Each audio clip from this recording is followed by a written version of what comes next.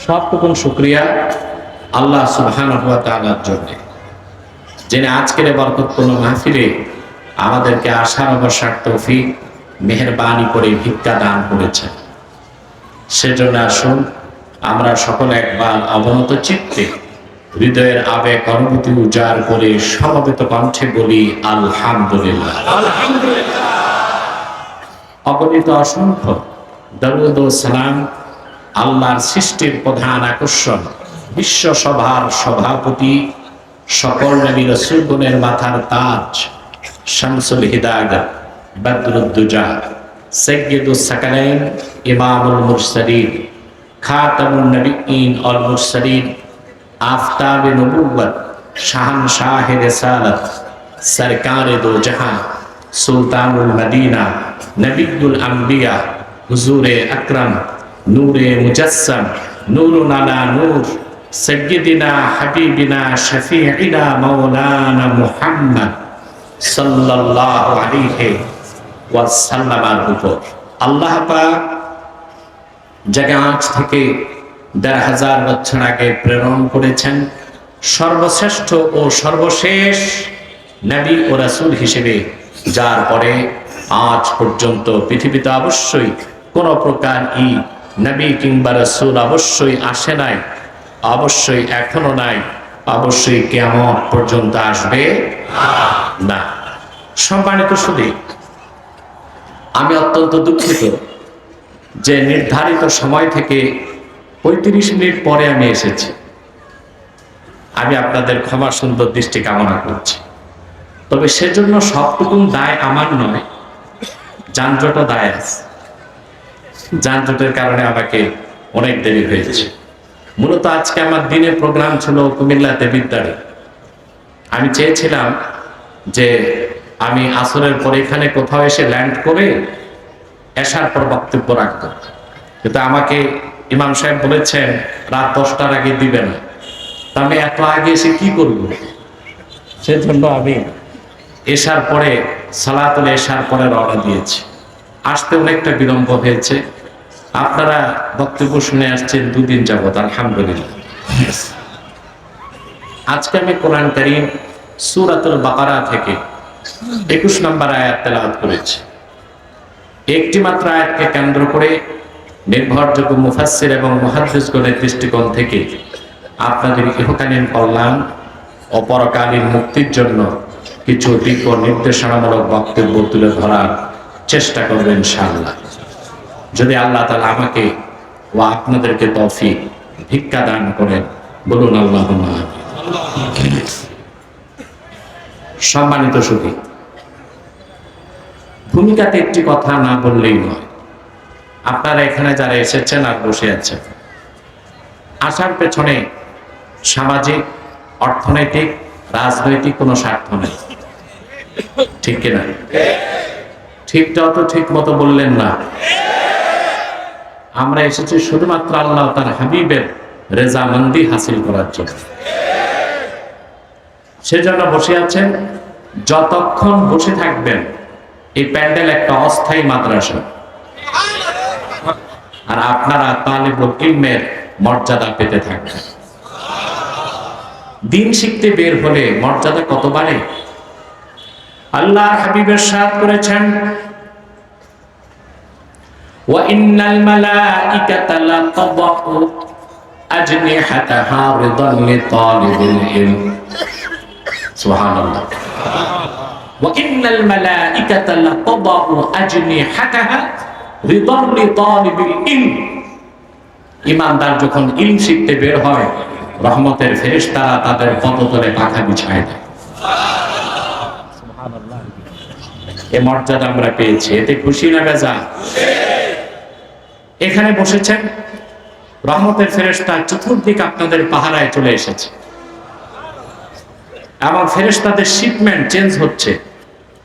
সুবহানাল্লাহ। একদল আসতেছে, আরেক দল যাচ্ছে। মুনাজাত পর্যন্ত ফেরেশতাদের এই শিপমেন্ট চেঞ্জ হতেই থাকে।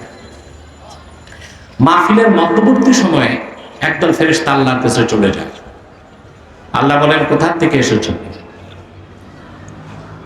ফেরেশতারা বলেন, আল্লাহ তাআলা তোমার কিছু বান্দা এক জায়গায় সমবেত হয়ে কোরআন ও হাদিসের ইলম শিখছে, সেখান থেকে আসলাম। আল্লাহ রাব্বুল আলামিন বলেন ফাআইয়ু শাইইন ইয়াতলুবুন, আমার বান্দারা কি চায়? সুবহানাল্লাহ। আরামের ঘুমকে হারাম করে ব্যবসা বাণিজ্য বাদ দিয়ে এখানে এসেছেন। নগদ কিছু আছে? ভাড়া দিছে? রাতে খানা দানা আছে? কিন্তু বিনিময় তো কিছু চান মালিকের কাছে। কার কাছে? সুবহানাল্লাহ। আল্লাহ পাক বলেন ফাআইয়ু শাইইন ইয়াতলুবুন, ওরা কি চায়? ফেরেশতারা বলেন আল্লাহ তাআলা তোমার জান্নাত চায়। আল্লাহ তাআলা প্রশ্ন করেন হাল রাআওহা, আমার বান্দারা কি জান্নাত চোখে দেখছে নাকি? দেখছেন? জান্নাত চোখে তো দেখা দূরে থাক, কল্পনাও তো করতে পারবেন না।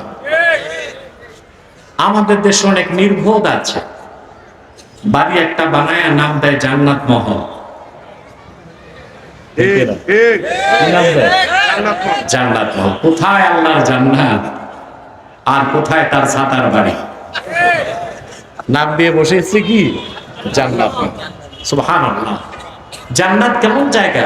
আল্লাহর হাবিব বলেছেন মা লা আইনুন রাআত ওয়ালা উযুনুন সামিআত ওয়ালা খাতারা আলা কলবি বাশার। কোন চক্ষু যা দেখে নাই, কোন কান যা শোনে নাই, কোন হৃদয় যা কল্পনাও করে নাই, সেই অনিন্দ অশ্রুতপূর্ব জায়গার নাম জান্নাত।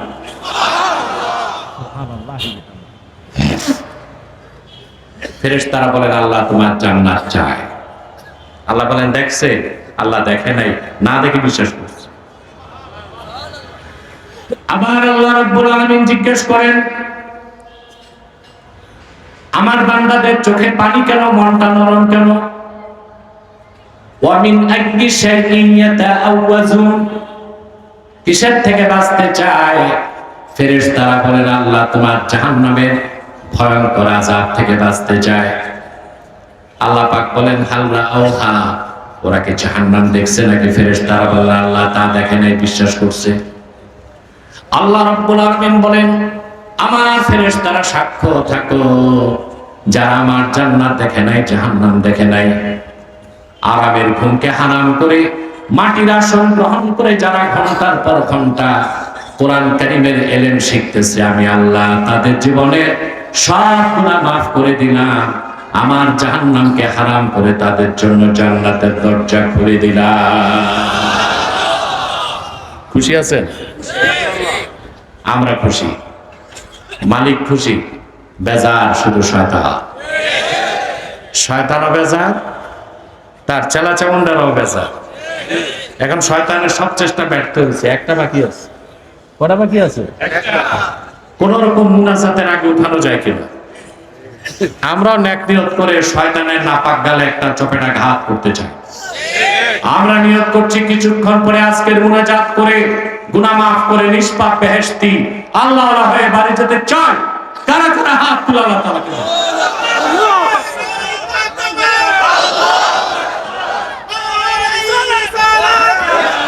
সাল্লাল্লাহু আলাইহি ওয়াসাল্লাম।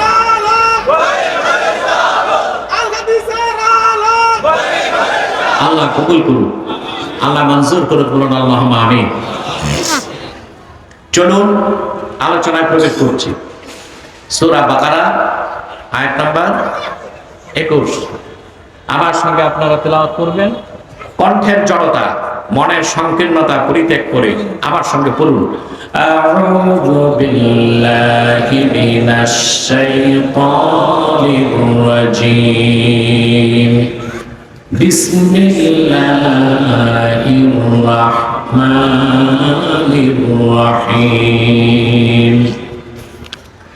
ইয়া আইয়ুহান-নাসু উ'বুদু রাব্বাকুমুল্লাযী খালাকাকুম ওয়াল্লাযীনা মিন ক্বাবলিকুম লা'আল্লাকুম তাত্তাকুন।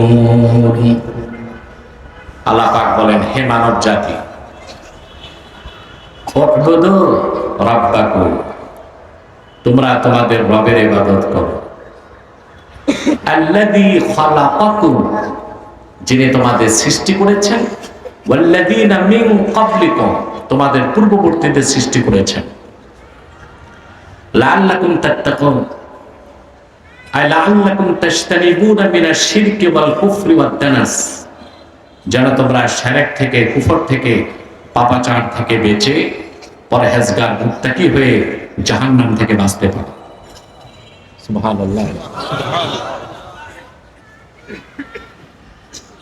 সূরাতুল বাকারায় 286 খানা আয়াত। সুবহানাল্লাহ। এই একটি সূরায় 1000 আদেশ করেছেন আল্লাহ, 1000 নিষেধ করছেন। সবচেয়ে আশ্চর্য হবেন, 1000 আদেশের প্রথম আদেশটা শুরু 21 নম্বর আয়াত থেকে। সুবহানাল্লাহ বলবেন। আমি কি কবরস্থানে না মাহফিলে? মনে তো হয় আমাকে তো এনভায়রনমেন্ট সাপোর্ট দিতে হবে, পারবেন না? মাইকম্যানটা আছে কই? স্টেজের উপরে না নিচে? তুমি নিচে? এই তো মাশাআল্লাহ, টুপি আছে। সাউন্ডটা ইকো হবে না, ইকো ডিলে এগুলো দরকার নাই। সাউন্ডটা বাড়বে, চিকন হবে, সফট হবে, অনেক আওয়াজ দরকার নাই, ক্লিন আওয়াজ দরকার। সম্মানিত সখী, সূরা বাকারায় আয়াত আদেশ আছে কত? নিষেধ। প্রথম আদেশ, ইয়া আইয়ুহান নাস উ'বুদু রাব্বাকুম, হে মানব জাতি, তোমরা তোমাদের রবের ইবাদত করো। সূরাতুল বাকারার তাৎপর্য, ফজিলত কত বেশি! আমি একটা দৃষ্টান্ত দিচ্ছি। তাফসীর কারকগণ লিখেছেন, ওয়াকাফা আবু বকর রাদিয়াল্লাহু তাআলা আনহু 8 সানা ফি সূরাতিল বাকারা। আবু বকর সিদ্দিক রাদিয়াল্লাহু তাআলা আনহু সূরা বাকারা বুঝতে 8 বছর সময় লেগেছে। কত বছর? 8 বছর। কার লাগছে? সুবহানাল্লাহ। জন্মসূত্রে যিনি খাঁটি কুরাইশি, মাতৃভাষা আরবি, আল্লাহর হাবিবের সাহাবীগণের মধ্যে সর্বশ্রেষ্ঠ, ওনার লাগছে কত বছর? আর আমাদের দেশে আমরা কমপ্লিট মৌলবী হয়ে 8 বছর। ঠিক না? সিদ্দিক আকবরের সূরা বাকারা বুঝতে লাগছে। কারণটা কি, তা কি একটু চিন্তা করার বিষয় না? আমরা যেভাবে কোরআন শরীফ পড়ি আর বুঝি, সাহাবায়ে কেরাম এইভাবে পড়তেন না, বুঝতেন না।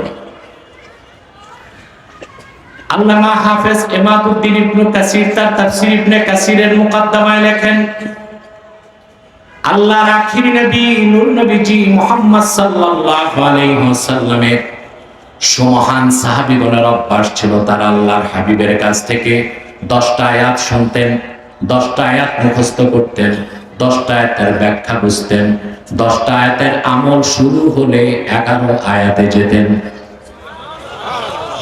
সুবহানাল্লাহ। 10 আয়াত শুনতেন, 10 আয়াত মুখস্থ করতেন, 10 আয়াতের ব্যাখ্যা শিখতেন, 10 আয়াতের আমল চালু হলে আবার 11 থেকে 20 আয়াতে যেতেন। এইভাবে সিদ্দিক আকবরের সূরা বাকারাকে জাপ্ত করতে 8 বছর সময় লেগেছে।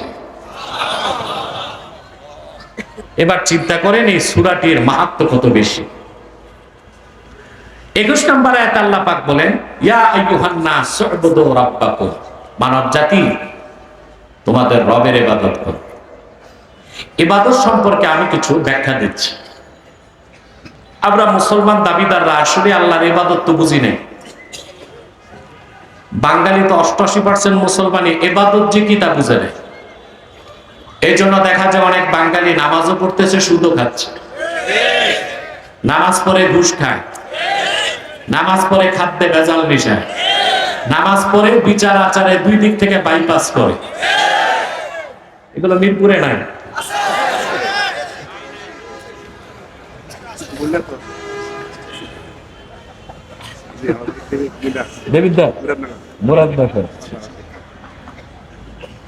আমার দেশে এমনও মুসলমান আছে যে কিনা নামাজ পড়ে, নামের আগে হাজি, নামের পরে গাজী, 5 ওয়াক্ত নামাজি। মসজিদে দৌড়ায়, ঈদগায় যায়, আবার পূজা মণ্ডপেও দৌড়ায়। তার মানে সে আল্লাহর ইবাদত বুঝে নাই। আল্লাহর ইবাদত, ইবাদতকে মনে করছে প্রথা সর্বস্ব কিছু একটা। হ্যাঁ, ঈদগাঁও গেলাম, পূজার মণ্ডপেও দৌড়াইলাম। কবি গালেব তিরস্কার করে বলেন, দো রঙ্গি ছোড় দে এক রঙ্গ হো যা, সরাপা মোম বন সঙ্গ হো যা। মুসলমান, দুই রং ছাড়ো, এক রং ধরো। স্টেজে এত দৌড়াদৌড়ি কেন? আপনারা আল্লাহর রাস্তে বসেন, নড়াচড়া না করার জন্য প্রয়োজনে ফেভিকল লাগায় বসে। আমাকে ডিস্টার্ব করা যাবে না। সম্মানিত সুধী, তো বলছিলাম, গালেব বলেছেন দুই রং ছাড়ো, এক রং ধরো। হয় মোমের মতো বলে খাঁটি ইমানদার হয়ে যাও, নতবা পাথরের মতো শক্ত হয়ে কাফের হয়ে যাও। কিছুটা ইসলামী জিন্দেগি আর কিছুটা কাফের মুশরিকের অনুসরণ, এটা মুসলমানের চরিত্র নয়, মুনাফিকি চরিত্র। ঠিক না? তার কারণ ওই মুনাফিক আল্লাহর ইবাদতের হাকিকতকে বুঝতে পারে না। ইবাদত হবে কার? বড় শ্বাস নিয়ে বলতে হবে, ইবাদত হবে কার? যিনি আমাদের রব। সুবহানাল্লাহ। আসেন, আল্লাহর ইবাদতটা ঐচ্ছিক বিষয় না, আপনি আল্লাহর ইবাদত করতে বাধ্য। আল্লাহ রাব্বুল আলামিন বড়ই শখ করে তার প্রিয় সৃষ্টি করলেন মানুষকে। মানুষকে সৃষ্টি করলেন তার জন্য, আর সব কিছু সৃষ্টি করলেন মানুষের জন্য। সুবহানাল্লাহ বলবেন না? আল্লাহ বলেছেন মানুষকে তিনি সৃষ্টি করেছেন তার গোলামীর জন্য, আর সব সৃষ্টি করছেন মানুষের জন্য। ওয়াসাখখারা লাকুম মা ফিল আরদি জামিআ। বান্দা, তোদেরকে বানালাম আমার ইবাদতের জন্য, আর সব বানাইলাম তোদের জন্য। সুবহানাল্লাহ। আমরা কার জন্য? আর সব আমাদের জন্য। আমরা কার জন্য? আর সব আল্লাহ তাআলা নির্বাচিত সৃষ্টি মানুষ। সুবহানাল্লাহ। নির্বাচিত সৃষ্টি কি? মানুষ। মানুষ কি natural selection, selected by nature, না সিলেক্টেড বাই অলমাইটি আল্লাহ? প্রাকৃতিক নির্বাচন বলতে কিচ্ছু নাই, ওটা নাস্তিক বিবর্তনবাদীদের মতবাদ। আমাদের বিশ্বাস আমরা নির্বাচিত সৃষ্টি, কিন্তু প্রকৃতি আমাদের নির্বাচন করে নাই, আল্লাহ তাআলা আমাদের নির্বাচন করেছেন। আমরা আল্লাহ নির্বাচিত সৃষ্টি, সিলেক্টেড ক্রিয়েশন। তিনি আমাদেরকে খুব শখ করে বানাইছেন তার জন্যে, আর সব বানাইছেন আমাদের জন্য। সেজন্য আল্লাহর সৃষ্টির মধ্যে সেরা সৃষ্টি মানুষ। সেরা সৃষ্টি কি? প্রিয় সৃষ্টি মানুষ, সুন্দর সৃষ্টিও মানুষ। সুবহানাল্লাহ। মানুষের চেয়ে আর কোনো জাতিকে আল্লাহ এত সম্মান দেন নাই, দিছেন? আল্লাহ রাব্বুল আলামিন বলেন, ওয়ালাকাদ কাররামনা বানি আদম ওয়া হামালনাহুম ফিল বাররি ওয়াল বাহরি ওয়া রাযাকনাহুম মিনাত তাইয়্যিবাত। আল্লাহ রাব্বুল আলামিন বলেন, আমি আদম জাতিকে, বনি আদমকে সম্মানিত করেছি, জল এবং স্থলে তাদেরকে কর্তৃত্ব দিয়েছি, আর এই পৃথিবীর সবচেয়ে মূল্যবান দামি জিনিসগুলোকে তাদের জন্য রিজিক বানায় দিয়েছি। আল্লাহর সেরা সৃষ্টি কি? কোরআন আমাদেরকে শিখায় আমরা আল্লাহর সেরা সৃষ্টি, বেস্ট ক্রিয়েশন অফ অলমাইটি আল্লাহ। আল্লাহর সেরা সৃষ্টির নাম কি? আর তথাকথিত বিজ্ঞান শিখায় আমরা দ্য থিওরি অফ এভলিউশন, বিবর্তনবাদের মাধ্যমে আমরা পৃথিবীতে এসেছি। এক সময় আমরা ছিলাম না, কোটি কোটি বছর আগে শুধু পানি ছিল, তো দেখছে কি এটার কোনো খবর নেই। তারপর কি হলো, প্রচুর উল্কা বৃষ্টির কারণে পৃথিবীতে চলে এসেছে নাইট্রোজেন, অক্সিজেন, হাইড্রোজেন। তারপরে রাসায়নিক বিক্রিয়ার মাধ্যমে সমুদ্রে হয়ে গেল এক কোষী জীব, ফিউশন, কোষ বিভাজনের মাধ্যমে তা হয়ে গেল একটা কীট, ব্যাঙের বাচ্চার মতো। পরবর্তীতে এটা বড় হয়ে গেল ব্যাঙ, ব্যাঙের আর পানি ভাল লাগে না, আসছে ডাঙ্গায়। বিবর্তন হতে হতে এক সময় হয়ে গেল গিনিপিগ টাইপের প্রাণী, তারপর আস্তে আস্তে হয়ে গেল বানর, ওরাং ওটাং, শিম্পাঞ্জি। ওই তিনটার যে কোনো একটা থেকে মানুষের উৎপত্তি। বিজ্ঞান মানুষের মর্যাদা বাড়িয়েছে না কোরআন বাড়িয়েছে? সুবহানাল্লাহ। বিজ্ঞান যেটা শিখানো, যা আমাদের বইপত্রে এখন আসছে, বিবর্তনবাদ শিখানো হয় নবম শ্রেণী থেকে ডিগ্রি পর্যন্ত। নবম শ্রেণী থেকে ডিগ্রি পর্যন্ত। আমরা তো জাতির কল্যাণ চাই আলেমরা, আমরা বলি বিজ্ঞান শিখাও, কিন্তু বিজ্ঞানের নামে গাঁজাখুরি মতবাদ শিখায় না। প্রযুক্তি শিখাও। আমরা চাই বাংলাদেশের শিক্ষিত জনগণ বিশ্বমাপের বিজ্ঞানী হোক, সাহিত্যিক হোক, দার্শনিক হোক, প্রকৌশলী হোক, চিকিৎসক হোক, কিন্তু বিজ্ঞান প্রযুক্তির নামে মানুষকে নাস্তিকতাবাদ শেখানো হবে, বস্তুবাদী বানানো হবে, প্রকৃতি পূজারী বানানো হবে। আর বর্তমানে সমকামিতা শিখাবার জন্য ট্রান্সজেন্ডার শেখানো হবে। এক মুহূর্তের জন্য তা বাংলাদেশে মেনে নেওয়া হবে না। মানবেন? আমাদের প্রতিবাদে আবার ওই যে নাস্তিক কিছু আছে, বুদ্ধিজীবী, এরা খেপে গেছে। এরা একটা সমাবেশ করছে আবার আমাদের প্রতিবাদের পরে, ঘাতক দালাল নির্মূল কমিটি। এখানে বসে হুমকি দিছে কি জানেন? বলে মৌলবাদীদের কথায় বই পরিবর্তন চলবে না, মানে মৌলবাদী বাংলাদেশে রাখবে না। তা আমি বলছি, মৌলবাদী বাদ দিলে তো বাংলাদেশই থাকবে না। বুদ্ধিজীবীগুলো কি মৌলবাদের অর্থ জানে? মৌলবাদের ইংরেজি হচ্ছে মৌলবাদীর ইংরেজি হচ্ছে fundamentalist. Every practising Muslim is fundamentalist. কোরআন সুন্নাহয় বিশ্বাসী প্রত্যেক মুসলমানই মৌলবাদী। এইরকম মৌলবাদী আওয়ামী লীগও আছে, বিএনপিতে আছে, জাতীয় পার্টিতে আছে, জামায়াতে আছে, সব দলে আছে। কারণ সব দলেই কিছু মুসলমান আছে অক্ষরে অক্ষরে কোরআন হাদিসকে বিশ্বাস করে। মৌলবাদী বাদ দিলে দেশ থাকবে? কথা বলে না। বুদ্ধিজীবী নাস্তিক কয়টা আছে বাংলাদেশে? সব এক করলে যা হয় তার চেয়ে বেশি বাংলাদেশে পেটিকুত্তা আছে।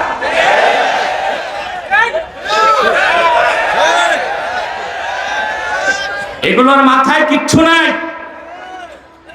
1921 সালে ঢাকা বিশ্ববিদ্যালয় প্রতিষ্ঠিত হয়েছে, আর আজ 2024।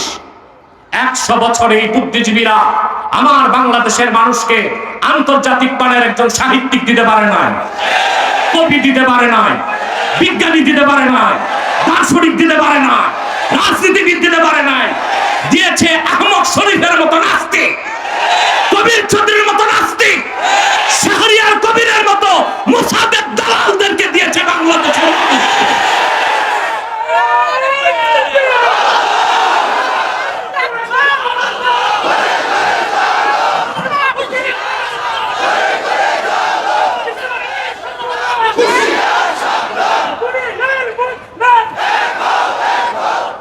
বুদ্ধিজীবীগুলোর কি আছে দালালি ছাড়া?